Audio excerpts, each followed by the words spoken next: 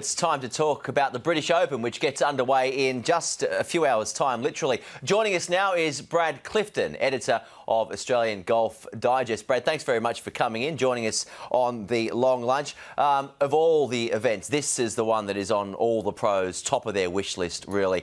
This course, St Lytham and St Anne's, Royal Lytham and St Anne's. They say it's treacherous, they say it's brutal, it's unforgiving. The first hole, in fact, has 7 greenside bunkers. This links course, you really can't go wrong if you keep it straight on the fairways.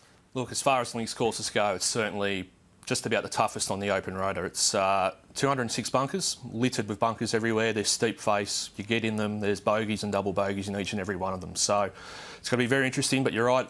Accuracy, there's a premium on accuracy at this tournament this week, and it's going to test the very, very best. Yeah, 206 bunkers. In fact, that could trouble the likes of Tiger Woods. He hasn't had a top 10 finish at the Open in a couple of years, since 2006 when he won it last. How will he approach this? Will the driver stay in the bag? Look, Tiger's one of those guys who just rides on his own confidence, and I just think that you look at his year so far, he's won 3 times on tour. He's #1 in the FedEx Cup rankings. Statistically, he's probably the best player in the world right at this moment. So I think he'll approach it like he approaches every other tournament. He'll go flat chat, he'll set up the birdies, he'll avoid the bunkers, and that's the plan. But he's the one guy who came out this week and actually commented on the rough, saying how thick it is, and it's actually unplayable if you get in it. So look, it's going to be very interesting. The best players in the world are thinking like that. It's going to be interesting to see how the tournament unfolds mentally for the players, because this is one of the toughest tests they'll have all year. Absolutely. We're going to see some real challenging golf. $11, he's the favourite, Tiger Woods. Second favourite is at $13 is Lee Westwood. Given it's a links course, given the accuracy is vital, as you alluded to there, some may even put the driver, leave it in the bag. Would you say it definitely favours Europeans? I think so, and I think it's going to favour the top Europeans too. I mean, you only have to look back at the history of this tournament. It's produced the best out of only the very best players. I mean, the winners list on this course is like the who's who of world golf. You've got Gary Player, our own Peter Thompson, Seve Ballesteros. So you'd like to think that someone like a Luke Donald, a Lee Westwood and a Rory McIlroy, these types who are up there around the top of the world at the moment, they're going to thrive on this. They're the guys we're looking to really step up this week.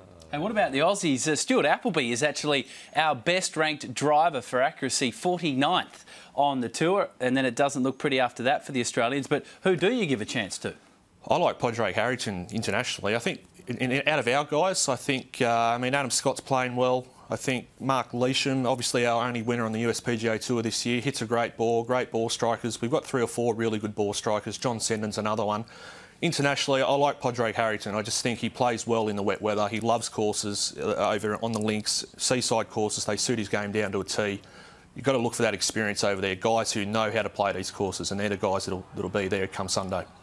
You've got the likes of Westwood, McIlroy and Harrington, and I might even take some of your advice on Harrington. He could well be a smoky. Of course, 13 Aussies, as we've already said, will go into the tournament. We all know the likes of Baddeley, Allenby, Scott, Ogilvy as well. What about some of the lesser names? For them, it's going to be a pretty daunting experience, I would have thought. The likes of Nick Cullen, Aaron Townsend and Ashley Hall. Tell us something about those guys. Yeah, the 3 you just alluded to, they were all qualifiers at international final qualifying at Kingston Heath that was done in treacherous conditions, windy conditions, not too dissimilar to what they're going to face this week. So I have a bit of a theory of qualifiers. A lot of people don't really rank them up with our genuine contenders, but I mean, you look at what they've done. They've actually had to play some very, very good golf to get where they are. They're the guys carrying the form in here. So I wouldn't be surprised if we see 1 or 2 of those guys not make the cut, but at least give a red-hot crack at this tournament.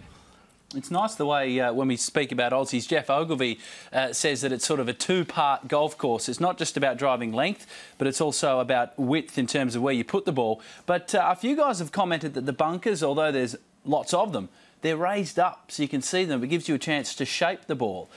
When I say shape the ball, who jumps to mind at being good at doing that? Oh, look, I mean, there's Bubba Watson immediately springs to mind. I mean, we've all seen what he could do at the Masters. I mean, the guy is a genius. But, look, in terms of shaping the ball, I mean, it's an interesting point because the fairway bunkers, they're that steep that when you land in them, it almost takes that shot to the green out of the equation. So sideways or backwards? Absolutely, absolutely. So it's going to come down to the guys, really, the guys who hit a straight ball and hit a low ball flight around. Because we all know what the weather's going to be like. It's going to be terrible. The weather's going to change from hour to hour. It's going to be raining. It's going to be sunshine.